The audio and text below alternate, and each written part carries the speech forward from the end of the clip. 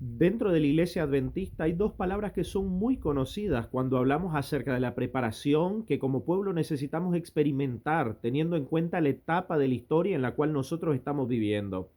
Estamos convencidos que falta muy poco para que Jesús regrese por segunda vez a esta tierra, porque cuando nosotros leemos las señales que Él nos dejó, que nos anuncian la cercanía de su venida y las comparamos con las cosas que están sucediendo, nos damos cuenta que Jesús realmente está a las puertas y que necesitamos una preparación extraordinaria para poder soportar la tribulación o las crisis que vendrán en el tiempo del fin. Las dos palabras a las cuales me refiero, que hacen alusión a la preparación que necesitamos tener, son reavivamiento y reforma. Reavivamiento y reforma son dos cosas diferentes. Obviamente, ¿no? El revivamiento se refiere a ese despertar de nuestras facultades espirituales, a nuestra vivificación de la vida con Dios. Porque uno de los riesgos que nosotros corremos en nuestra vida espiritual es que al pasar el tiempo, nuestro caminar con Dios se vuelva frío, monótono o mecánico. Vamos a la iglesia por costumbre y se vuelve realmente la vida cristiana una costumbre más, algo frío. Pero el Señor desea que nosotros realmente experimentemos un amor profundo por Él, porque obedecer o vivir una vida espiritual sin amor a Dios es legalismo. Y el primer mandamiento dice, amarás al Señor tu Dios con toda tu alma, con toda tu mente, con todo tu corazón, con toda tu fuerza, con todo tu entendimiento. Ese es el primer mandamiento, amar al Señor. Pero amar a Dios en nuestra naturaleza caída no es algo natural para nosotros. No somos naturalmente fervientes.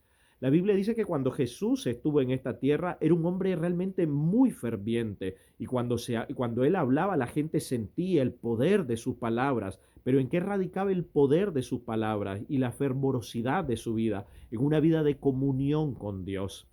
La Biblia dice, por ejemplo, que cuando él hablaba, la gente decía, jamás ha hablado hombre alguno como este hombre. También la gente se admiraba de su doctrina porque les hablaba como quien tiene autoridad.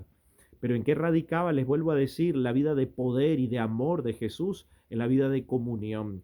Y es algo que nosotros nunca debemos descuidar, nuestra comunión con Dios. Hay algunos ejercicios espirituales que nosotros necesitamos mantener en nuestra devoción personal para poder mantener vivo nuestro amor por Dios. Y esos ejercicios, algunos de ellos son, por ejemplo, la oración. La oración, pero no puede ser fría, casual o pasajera. Tiene que ser una oración profunda, que salga del alma, que clamemos al Señor, como lo hizo Ana, que derramó su alma delante del Señor. Necesitamos nosotros hablar con Dios como con un amigo, contarle de nuestras penas, de nuestros fracasos, tristezas, proyectos, planes. Necesitamos pedirle el derramamiento del Espíritu Santo en nuestra vida con todo nuestro corazón. La oración sincera permitirá que nuestra alma se una más con Dios. Otro de los ejercicios que necesitamos para mantener reavivada nuestra vida espiritual es la lectura de la Biblia. La palabra de Dios tiene un poder extraordinario cuando lo leemos con el espíritu correcto. La Biblia describe la experiencia de dos de los discípulos de Jesús que iban camino a Emaús un día después de que él había sido, o 2 días, porque era el domingo, de que él había sido crucificado. Ellos iban con una sensación de fracaso y de derrota, porque ellos creían que Jesús era el Mesías en un inicio, pero cuando lo vieron crucificado pensaron que realmente no era él. Y Jesús se aparece a ellos. Y ellos que iban fracasados, a ellos Jesús les empieza a explicar las escrituras y les dice todo lo que las profecías decían acerca de él. Y la Biblia dice que cuando luego ellos describieron lo que sentían cuando Jesús les hablaba, ellos dijeron, ¿acaso no ardía nuestro corazón mientras Él nos hablaba? Y eso es lo que necesitamos experimentar mientras leemos la Biblia, que arda nuestro corazón, que sintamos un vivo deseo de conocer más a Dios, un amor profundo, una alegría por descubrir todo lo que Él nos dice. Necesitamos conocer las promesas del Señor, sus palabras de amor, sus advertencias, sus reprensiones, las profecías que nos anuncian las cosas que sucederán en el tiempo del fin. La palabra de Dios es viva y eficaz, vivifica nuestra vida, nos enseña, nos reprende, tiene que ser parte de nuestra devoción personal. Otro de los ejercicios que necesitamos también experimentar o vivir es escuchar música cristiana que toque la fibra de nuestro corazón. En el cielo se adora a Dios con música. La música cristiana adecuada realmente toca nuestro corazón. Otra de las cosas es la meditación. Necesitamos meditar en cómo el Señor ha conducido nuestra vida, en cómo el Señor ha proveído para nuestras necesidades, cómo nos ha guardado, qué quiere el Señor de nosotros, hacia dónde nos quiere conducir, en qué estamos fallando, está correcta la vida que estamos viviendo. La meditación es parte del ejercicio espiritual cristiano para poder mantenernos cerca del Señor. Cuando meditamos en la historia de nuestra vida, cómo Dios nos ha guardado, nos ha guiado, nos ha protegido, se despierta en nosotros gratitud, amor y gozo al saber que tenemos un Dios y un Padre que es amante. La otra palabra de la cual hablamos es reforma. Y reforma hace alusión a una reorganización de todos nuestros hábitos y nuestras costumbres, de nuestra conducta, al abandono de las cosas que son incorrectas. Porque miren, obedecer sin amar a Dios es legalismo, pero decir que lo amamos sin obediencia es una mentira. En el cristianismo mucho se habla acerca de que Dios nos perdona, que Dios nos ama, que Dios nos recibe, que olvida nuestro pasado, nuestros pecados, y eso es verdad.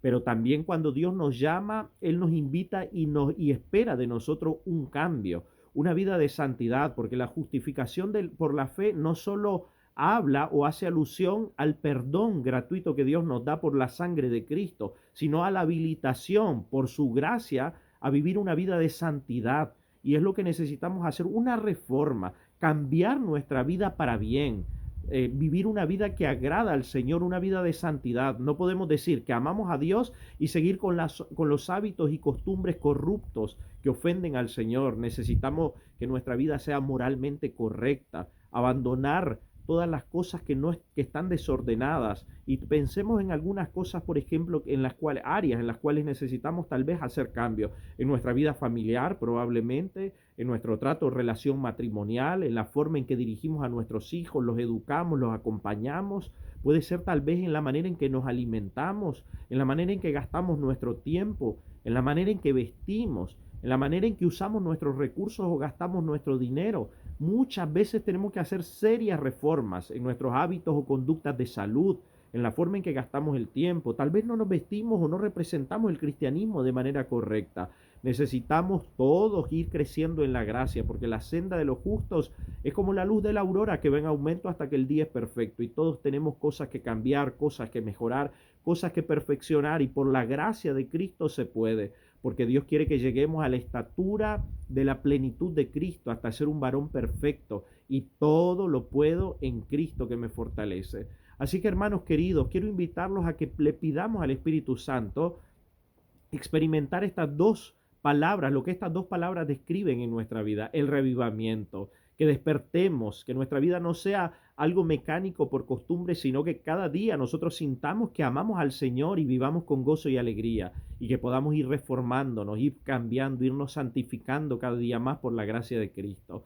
Que Dios nos bendiga, es mi deseo y oración, y que cuando Cristo venga por segunda vez a esta tierra, nosotros estemos listos y preparados, vivificados y reformados para ir a morar con Él por la eternidad al cielo y a la tierra nueva que Él preparará para nosotros. Que Dios los bendiga, es mi deseo y oración. Un abrazo grande para todos. Hasta la próxima.